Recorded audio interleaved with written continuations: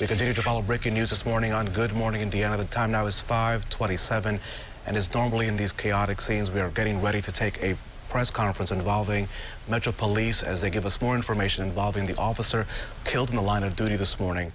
We're just waiting to set up to hear that information. You can see a group of men right now walking toward the camera. We are assuming right now, it's hard to tell in the dark, but that is the top brass of the police department, the folks that we have been waiting for quite some time to hear from. And Beth, did not interrupt you, but you're hearing there on the screen, this is Spencer Moore.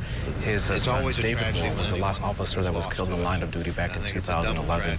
Truly has been an advocate for, obviously, officer safety and getting the word out about how we should all support our officers. Let's see if we can listen in this morning as he speaks to the press. The officers' family, and we'll show their support, and we'll be there for them during this tough time, because the next few days are going to be horrendous for them. Can you take us through your morning when you got the call and what followed since? Well, I was at home, got the call about 9 o'clock on Sunday morning, actually a little bit past that because they were shot. Chief, hi. Sure, I'll talk to him. Let's just do it all one time. Hey, hold on 1 second. Okay.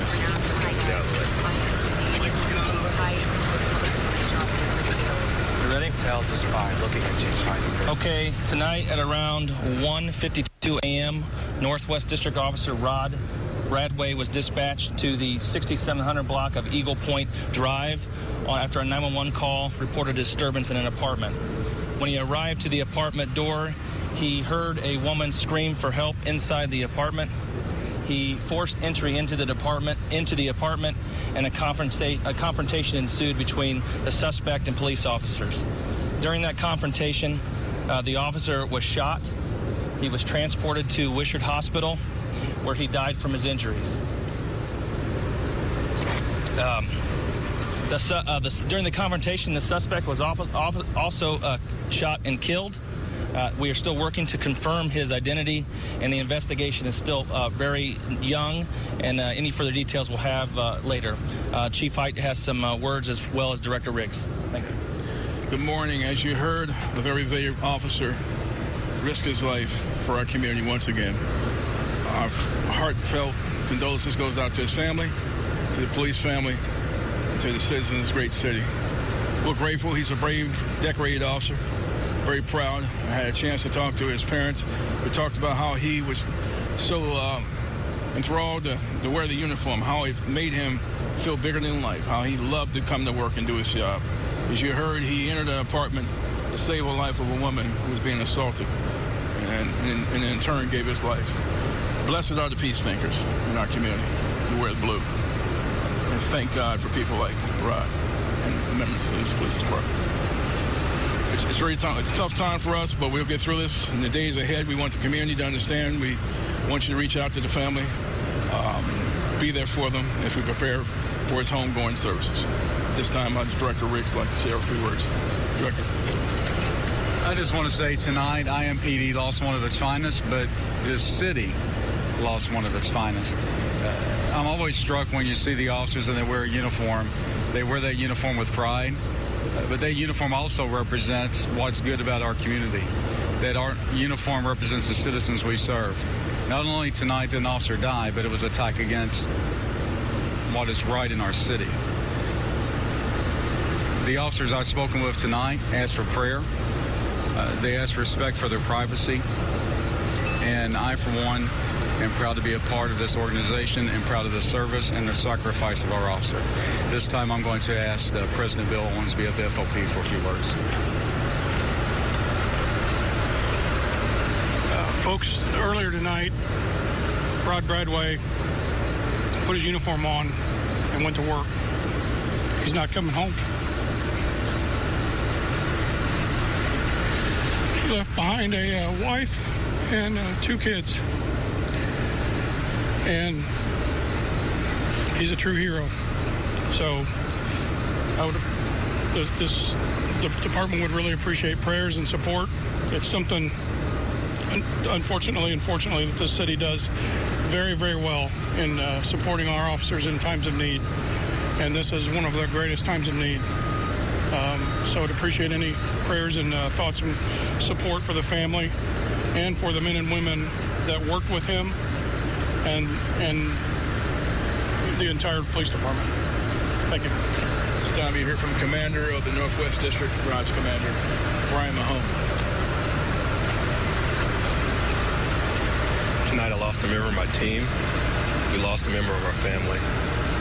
When I say we, I mean the Northwest District, IMPD, the Public Safety Department, and the City of Indianapolis. We're going to ask our family for all the support. And I say the family, I mean the city, the county, everybody. We are a community, and we've lost a key member. We've lost a guardian. I talked to the officers earlier. We're weaker tonight. We've lost one of our protectors. He logged in every night, late shift while the rest of us are sleeping, myself included, protected the streets, kept us notified, and kept us safe. Tonight we are weaker. We're asking for your help, your support as a community, as a city. Keep us in your prayers, the entire police family, public safety, and the city of Indianapolis. Brian, can you tell us a little bit about Officer Bradway? Bill mentioned he has 2 children. 2 children, his wife, his brother, his mom and dad are here. Strong law enforcement family.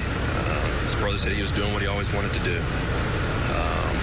There will be a lot said about him, and nothing will even come close to the kind of police officer he is. The kind of police officer who goes out in the middle of the night and makes sure that the rest of us are taken care of.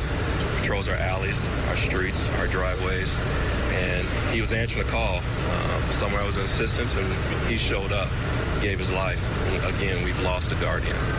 Outstanding officer, and tonight we are weaker. Officer Bradway, we were doing some looking around online. We also saw that he was one of the main proponents of getting tornado relief to other parts of the country after Oklahoma happened. Can you speak to what that act says about him, what tonight's act of bravery says about the type of person he was and what efforts he made around the whole country, really? I tell you, you would be amazed at the acts the officers do every day and every night. He stood out. He was one of our officers of the month for just recently, helping us on a case that actually saved someone's life. And tonight, he saved someone's life. Undoubtedly, he saved someone's life. There'll be more of that in the coming days as there is an ongoing investigation. But tonight, we just ask for your prayers. Thank you. Thank you. We'll come back with updates here momentarily. We're just wrapping up here a news conference. You've just seen the Chief of Police, the Public Safety Director of the city, FOP members, Rod Bradway's supervisor there at the Northwest District, all speak. Many of these men holding back tears. It's hard to watch, and it's hard to understand how they're wrapping their hearts around what's just happened. And as you heard this evening from Brian Mahone, his commander, per se, who said, tonight we are weaker because we lost one of our protectors. And we're finding out already so much more about Officer Bradway. He did leave behind a wife and 2 children. We're also now getting more details about what happened early this morning. Officer Bradway responding to a 911 call at the Eagle Point Apartments, responding to a domestic disturbance, and died in the line of duty. We'll have much more on this breaking news story as it develops throughout the morning. You're watching Good Morning Indiana.